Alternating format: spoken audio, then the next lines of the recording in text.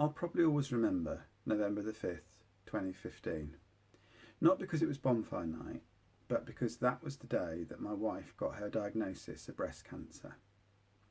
Now, my wife is an experienced practice nurse and has a pretty good sense of her body, so she had worked out, even before we had the diagnosis, that this was likely to be what it was.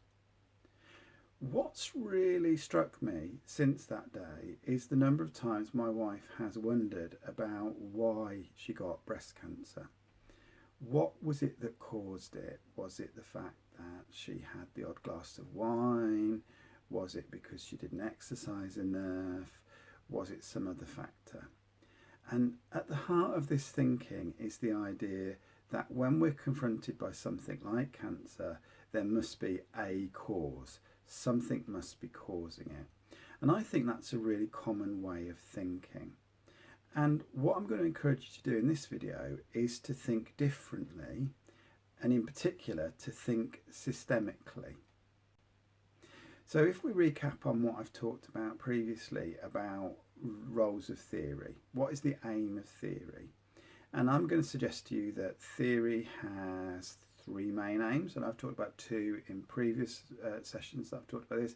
So theory explains things, or theory guides our actions, but also I'm going to suggest that theories can change the way that we see and think about things. And this is one of the real challenges with systems theory, because when you start to think in a systems theory way, it will change the way you see things and the way you think about the things that you see. In many ways, systems thinking is very different from normal thinking. Normal thinking tends to go along the lines of something like this, that a parent will do something and then a child will react to whatever it is that that parent has done. And we get the idea that it is the parent's behaviour that is causing the child's behaviour. It's that very linear thinking. And as the name suggests, normal thinking is pretty normal. It's pretty common. So we think about the fact that, say, smoking causes cancer, or overeating, particularly on fatty and sugary foods, causes obesity. So we've got this very simple idea that one thing causes another thing, and it's as simple as A causes B. Systems thinking is quite different to that. What systems thinking starts with is the idea that we cannot simply divide things into cause and effect. And one of the most important ideas within systems theory is the idea of a feedback loop. So in the previous example, when I talked about the parent and the child, instead of thinking that the child's behaviour causes the parent's behaviour, or the parent's behaviour causes the child's behaviour, systems thinking sees these two as interrelated, interconnected, that the child's behaviour impacts on what the parent does, and the parent's behaviour impacts on what the child does, and these form a loop. But that idea of a feedback loop, that happens at one level within the system. So if we're only looking at the interaction between the parent and the child, we see that systems thinking is not about A causes B, but A and B are influencing each other. But systems theory goes much beyond that. So systems theory says, well, actually, it's not just the parent's behaviour influencing the child, or the child's behaviour influencing the parent. It's also recognising that, for example, the child may be influenced by what's going on at school, and the parent's behaviour may be influenced by what's happening at work, and these will interact with each other. We look at the fact that children and parents don't operate in isolation. They're often parts of wider family networks.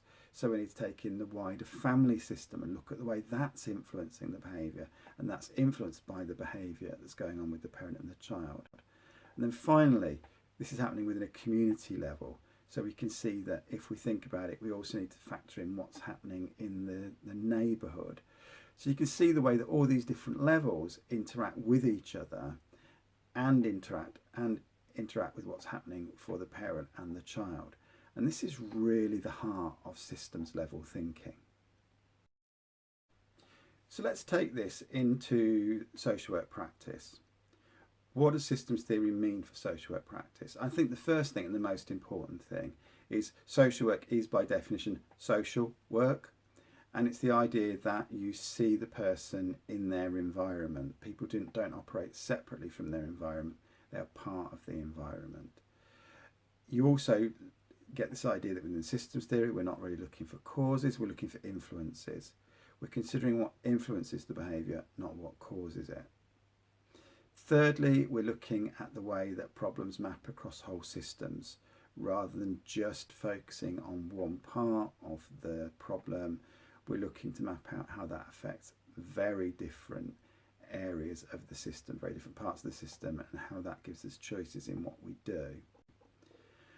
Another core idea within systems theory is that it's very hard to predict in advance what is going to happen. So when you're operating in a systems way, you often have to make changes first, see what happens, and then keep the changes that are benefiting the overall system. And the central here is the idea of avoiding simple explanations of behaviour. So we're getting involved in much more complex explanations of the behaviours of people within systems and of systems themselves.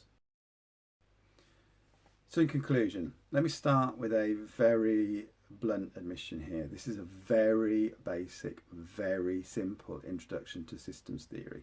And if you're going to take this seriously, you need to start small. Don't jump in to try and understand all the complexities of systems theory.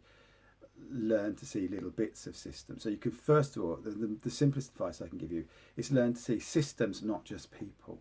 So when you watch people behaving, try and think beyond what else is influencing that person's behaviour. How is the physical environment? How is the social systems? How is the person's wider network affecting what this person is doing now in this situation?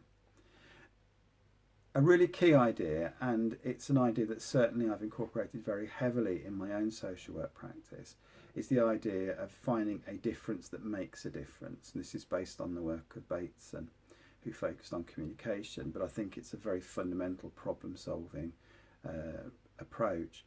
And systems theory says that quite often you can radically change whole bits of the system and actually nothing really changes.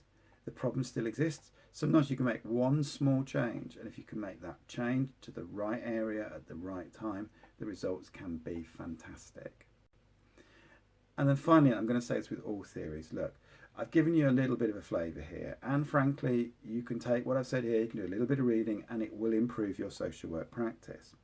But if you want to go deeper into systems theory, it's a really complex theory, and you need to study it. You need to study how you can apply it in practice, because badly applied theory can be really dangerous. So, I hope that's been useful. And just to bring us full circle here, by the way, my wife is fine. She had surgery, she had chemotherapy, she had radiotherapy. We're now 3 years on, she is symptom free. And we still don't really know what caused the cancer. We're just a system of people learning to live and move past that experience and recognising that life is more than just one thing. So I hope that's been useful. Thank you for watching, and I look forward to posting my next video.